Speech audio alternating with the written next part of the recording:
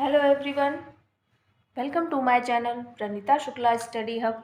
आई hope आप सब अच्छे होंगे। तो प्रीवियस वीडियो में मैंने आपको इन्फॉर्म किया था कि मैं क्लास 9th की सीरीज़ स्टार्ट करने वाली हूँ। तो उस सीरीज़ में आज ये फर्स्ट वीडियो है मेरा, जो कि बीहाइव से मैं चैप्टर 1 पढ़ाने वाली हूँ। लिटरेचर है आपका। तो क्लास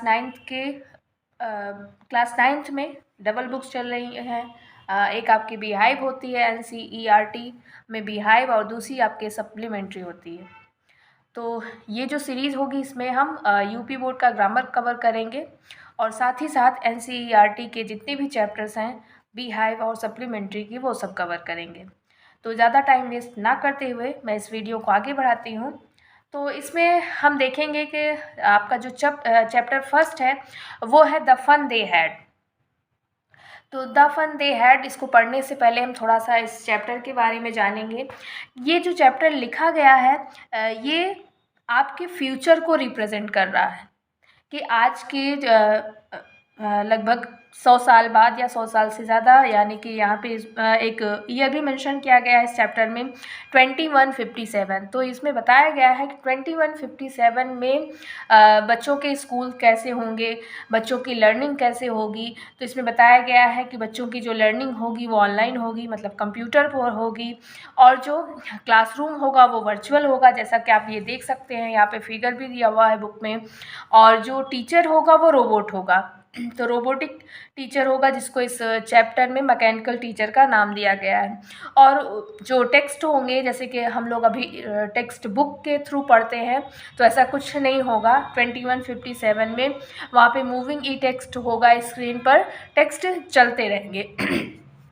तो यहाँ पे ई टेक्स्ट का मतलब इलेक्ट्रॉनिक टेक्स्ट से है। तो इस तरीके की सारी चीज़ें, मतलब जैसे कि सिस्टम पे बच्चे कैसे पढ़ेंगे, ये सारी बातें इस चैप्टर में बताई गई हैं कि उस टाइम पे जब 2157 में बच्चे कंप्यूटर पर पढ़ने लगेंगे, और उनका जो क्लासरूम होगा वो घर पे ही होगा, वर्चुअल क्लासरूम होगा, वहाँ पे कुछ भी रियल नहीं होने वाला है। और जो टीचर होंगे वो ह्यूमन नहीं होंगे, बल्कि रोबोट होंगे। तो काफ़ी इंटरेस्टिंग चैप्टर होने वाला है आपके लिए। इसमें कैरेक्टर है मार्गी, और उसके बाद मार्गी है। तो मार्गी का एक फ्रेंड है टॉमी। उसको कहीं से टेक्स्ट बुक मिल जाती है, आज के समय वाली पेपर पर प्रिंट वाली, जैसे कि प्रिंटेड बुक्स हम लोग पढ़ते हैं, वो बुक कहीं से मिल जाती है। और फिर उसमें काफ़ी कुछ मेंशन होता है प्रीवियस स्कूल के बारे में, यानी कि इस टाइम के स्कूल के बारे में, जैसा कि अभी हम लोग पढ़ रहे हैं। तो उनके लिए ये सारी चीज़ें काफ़ी इंटरेस्टिंग होने वाली है। जैसे कि हम ये सुन रहे हैं कि अगर क्लासरूम पूरी की पूरी पढ़ाई क्या होगी, कंप्यूटर पर होने लगेगी, वर्चुअल क्लासरूम होगा, यानी कि वहाँ पे कुछ भी रियल नहीं होगा, सब टेक्नोलॉजी पर ही डिपेंड करेगा, टीचर भी ह्यूमन नहीं होगा, रोबोटिक होगा। तो हमारे लिए काफ़ी ये स्ट्रेंज लग रहा है। वैसे ही 2157 में जब उस बच्चे को वो बुक मिलती है, टेक्स्ट बुक, पेपर पर प्रिंट बुक मिलती है, प्रिंटेड वर्ड्स मिलते हैं, लेटेस्ट टेक्स्ट मिलते हैं, तो उसको काफ़ी स्ट्रेंज लगता है। तो ज़्यादा टाइम ना वेस्ट करते हुए चलिए देखिए चैप्टर के साथ थोड़ा सा चैप्टर स्टार्ट करते हैं। देखिए, before you read the story we shall read is set in the future. जैसा कि मैंने अभी बताया, ये जो स्टोरी है वो फ्यूचर में सेट की गई है। When books and school as we now know them will perhaps not exist. तो जब ये फ्यूचर की बात करें तो फ्यूचर में हो सकता है कि आज के समय के स्कूल ना हो इस तरीके से, जैसा कि हम लोग जाके एक प्लेस पर एक जगह बैठकर पढ़ते हैं, और उस तरीके से सारी चीज़ें ना हो। Sorry. How will children study then? तो उस टाइम पे बच्चे कैसे पढ़ेंगे तब? द डायग्राम बिलो में गिव यू सम आइडियाज़। तो आप ये देख सकते हैं, जैसा कि मैंने पहले ही बताया था, यहाँ पे एक बच्चा बैठा हुआ है, कंप्यूटर के थ्रू पढ़ रहा है। यहाँ पे वर्चुअल क्लासरूम है, और ये रोबोटिक टीचर है, और यहाँ पे मूविंग ई टेक्स्ट है, यानी स्क्रीन पर टेक्स्ट सारे मूव कर रहे हैं। तो फर्स्ट पैरा हम रीड करेंगे। मार्गी even wrote about it that night in her diary on the page headed 17 May 2157। She wrote today Tommy found a real book. तो मार्गी, ये फर्स्ट कैरेक्टर का नेम इसमें आया है फर्स्ट पैरा में, जो कि एक छोटी सी लड़की है 11 ईयर की। उसने 17 में 2157 को अपनी डायरी में मेंशन किया, क्या मेंशन किया, today Tommy found a real book. तो रियल बुक मीन्स ये टेक्स्ट बुक जो हम लोग पढ़ते हैं वो उनको कहीं से मिल गया और मार्गी ने उस बात को अपनी डायरी में मेंशन किया। तो डायरी में क्या होता है कि 24 आवर्स में जो सबसे एक्सपीरियंस वाली चीज़ हमारे साथ होती है, जो काफ़ी इंटरेस्टिंग चीज़ होती है, तो उसको हम अपनी डायरी में मेंशन करते हैं। ऐसा तो है नहीं कि डेली रूटीन को हम डायरी में मेंशन कर रहे हैं। तो जो डायरी लिखने की जिनकी हैबिट होती है, तो 24 आवर में पर डे जो चीज़ें उनके लिए काफ़ी स्ट्रेंज होती हैं, यूनिक होती हैं, वो एक्सपीरियंस करते हैं कुछ अलग, वो उसमें मेंशन करते हैं। तो उनके लिए ये काफ़ी नई बात है रियल बुक को पाना, यानी टेक्स्ट बुक को पाना, क्योंकि वो तो स्क्रीन पर पढ़ने वाले बच्चे हैं। It was a very old book. ये बहुत पुरानी बुक थी।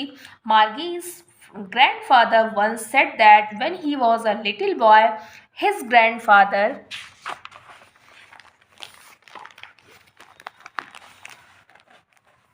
told him that there was a time when all stories were printed on paper. तो यहाँ पे मार्गी के जो ग्रैंडफादर हैं, जब वो छोटे थे तो उनके ग्रैंडफादर यानी कि मार्गी के ग्रैंडफादर ने उनको बचपन में बताया था, क्या बताया था, there was a time when all stories were printed on paper. जैसा कि हम लोग देखिए बुक में ही पढ़ रहे हैं, ये टेक्स्ट बुक है, पेपर पर प्रिंट किया हुआ है। तो उन्होंने बताया था कि उनके टाइम पर ऐसी किताबें हुआ करती थी। They turn the pages, pages को पलटते रहे, which were yellow and crinkly and it was awfully funny to read words that stood still instead of moving the way they were suppose to on a screen. तो वे क्या कर रहे थे, जब उनको बुक मिली तो वो टॉमी क्या कर रहा था, पेज को पलटता जा रहा था, और उनके लिए काफ़ी ये फन वाली बात थी कि जो टेक्स्ट थे उस बुक पर वो इधर से उधर नहीं हो रहे थे। उस बुक के जो पेजेस थे वो येलो हो गए थे और क्रिंकली, यानी कि क्रिंकली मीन्स यहाँ पे देखिए दिया हुआ है विद मैनी फोल्ड और लाइन्स। तो जो काफ़ी बुक्स पुरानी हो जाती हैं, जो बुक्स पुरानी हो जाती हैं काफ़ी, तो उसमें क्या होता है, उसमें लाइंस पड़ जाती है। अभी किसी पेपर को आप लीजिए और उसको बॉल बना दीजिए और फिर जब आप ओपन करेंगे तो उसमें काफ़ी लाइंस पड़ जाती हैं, तो उसी को हम बोलेंगे क्रिंकली। तो जब ऐसे ही जब बुक कोई पुरानी हो जाती है तो क्या होते हैं, उसके पेजेस येलो हो जाते हैं। तो यहाँ पे पेजेस उसके येलो थे और काफ़ी लाइन वाले थे, यानी काफ़ी उसमें लाइनिंग पड़ी हुई थी। ये सारी चीज़ें उनके लिए काफ़ी फ़न वाली थी, क्योंकि उसके जो वर्ड थे वो भी इधर से उधर नहीं हो रहे थे, जैसा कि वो अपने स्क्रीन पर पढ़ते हैं। क्योंकि जब वो स्क्रीन पर पढ़ते हैं तो उनके मूविंग टेक्स्ट होते हैं, वो चलते रहते हैं और ये पढ़ते रहते हैं। तो ये सारी चीज़ें उनके लिए काफ़ी स्ट्रेंज। अब टेक्स्ट बुक में से तो वर्ड कहीं इधर से उधर होने वाले नहीं, यू नो, तुम जानते हो। And then when they turned back to the page before, it had the same words on it that it had when they read it the first time. इसके बाद ये जब पेज टर्न करते हैं, उसके बाद जब पीछे की तरफ वापस से पिछले वाले प्रीवियस पेज पर जाते हैं तो वहाँ पर देखते हैं कि सेम वर्ड अपनी जगह पर वैसे का वैसे लिखा हुआ है। तो टेक्स्ट बुक में से हम लोग जानते हैं कि बुक कहीं इधर उधर नहीं होते, लेकिन स्क्रीन पे क्या होता है, स्क्रीन पर वर्ड पढ़ते जाते हैं और वो हटता जाता है, तो इस वजह से वो प्रीवियस अगर पेज पढ़ना चाहें तो वो वहाँ पर पढ़ नहीं पाते हैं। तो ये सारी चीज़ें उन लोगों को काफ़ी स्ट्रेंज लग रही थी और काफ़ी उनको मज़ा आ रहा था कि देखो कैसे इसके वर्ड्स इधर उधर हो ही नहीं रहे हैं, एक ही जगह पर टिके हुए हैं। कि सेट टॉमी, टॉमी कहता है कि व्हाट अ वेस्ट, मतलब क्या बेकार चीज़ है ये, क्या वेस्ट है ये। When you are through with the book you just throw it away. और कहता है कि क्या बेकार सी चीज़ है ये, ये तो पूरी तरीके से वेस्ट है, इसको पढ़ने के बाद तो कोई भी फेंक देगा। मतलब उसका कहने का मतलब ये था कि यूजुअली होता क्या है कि कुछ लोग क्या करते हैं, बुक्स को पढ़ते हैं, 1 ईयर के बाद जब उनकी काम की नहीं रह जाती तो वो क्या करते हैं, किसी कबाड़ी वाले को दे देते हैं, या कोई जो बहुत अच्छे होते हैं वो दूसरे बच्चों को दे देते हैं, वो पढ़ लेता है। मतलब कहने का मतलब ये है वो अपने पास बुक को नहीं रखते हैं। आई गेस, मुझे लगता है, our television screen must have had a million books on it and it's good for plenty more. I wouldn't throw it away. Tommy कहता है कि हमारे टेलीविज़न की जो स्क्रीन है, यानी कि उनका जो कंप्यूटर सिस्टम है जिस पर वो पढ़ते हैं, उसमें मिलियन बुक्स होंगी और बहुत से उसमें चीज़ें होंगी, यानी कि बहुत से ज़्यादा अच्छी अच्छी किताबें होंगी, अच्छे अच्छे वर्ड्स होंगे, अच्छी स्टोरीज़ होंगी, अच्छे मैटर होंगे। वो सारी चीज़ें बहुत से होते हैं, बट मैं उनको फेंकूँगा नहीं। वो ऑब्वियस सी बात है कि स्क्रीन, आप कंप्यूटर तो फेंक नहीं दोगे, अपने टैबलेट को तो फेंक नहीं दोगे। उसमें ज़्यादा से ज़्यादा क्या होता है, आपने 1 साल पढ़ा, 1 ईयर कंप्लीट हुआ, उसके बाद नेक्स्ट ईयर के लिए आप दूसरा सिलेबस डाउनलोड कर लेते हैं। सेम विद माइन सेट मार्गी। मार्गी कहती है हाँ, मेरे साथ भी ऐसा ही कुछ है। शी वॉज 11, वो 11 ईयर की है, and hadn't seen as many telebooks as Tommy had.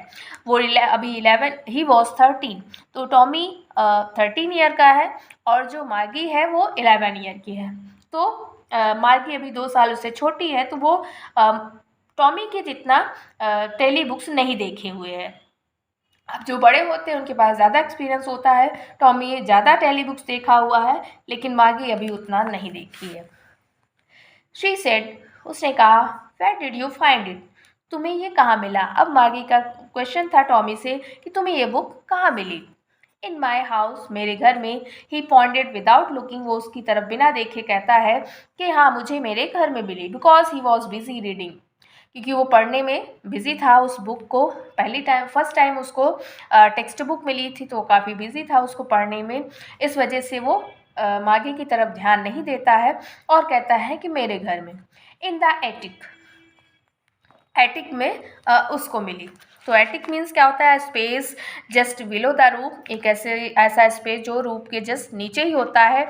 Used as a store room की तरह यूज़ किया जाता है। What's it about? स्कूल। तो मार्गी कहती है ये किसके बारे में है, ये बुक जो है वो किसके बारे में है। तो टॉमी का रिप्लाई आता है स्कूल के बारे में। Margie was scornful. School, what's there to write about school, I hate school. तो अब यहाँ पे स्कॉर्नफुल मीन्स क्या होगा, contemptuous, showing you think something is worthless. तो ऐसा शो करना कि कोई चीज़ बेकार हो। मार्गी ये सोचती हुए कहती है क्या, स्कूल भी कोई चीज़ है जिसके बारे में लिखा जाए, मुझे तो स्कूल से नफरत है। ऐसा कौन कह रहा है, मार्गी कह रहा है, क्योंकि मार्गी का जो स्कूल है वो पूरी तरीके से डिफरेंट है आज के स्कूल जैसा कि हम लोग पढ़ रहे हैं। हम लोग क्या करते हैं, स्कूल में जाते हैं, फ़न करते हैं, गेम भी कर रहे हैं, अदर एक्टिविटीज़ भी कर रहे हैं ह्यूमंस के साथ। बट मार्गी का जो स्कूल है उसके घर में ही है, टीचर जो है वो ह्यूमन नहीं है, क्या है, रोबोटिक है। तो इस वजह से मार्गी का जो स्कूल है वो काफ़ी बोरिंग है। इसी वजह से शायद मार्गी कह रही है कि उसको स्कूल से नफ़रत है। मार्गी ऑलवेज हेटेड स्कूल, मार्गी को हमेशा स्कूल से नफरत थी। But now she hated it more than ever, लेकिन अब उसको और ज़्यादा नफरत हो रही है कि स्कूल भी कोई टॉपिक है जिस पे किताब लिखी जाए। तो मतलब वो उस बुक को देखकर इसको लग रहा है कि स्कूल तो इतनी बेकार चीज़ होती है, मतलब इतना बेकार होता है, फिर भी उसके लिए बुक लिखी गई है। तो अभी उसको उस स्कूल से और नफरत हो रही है।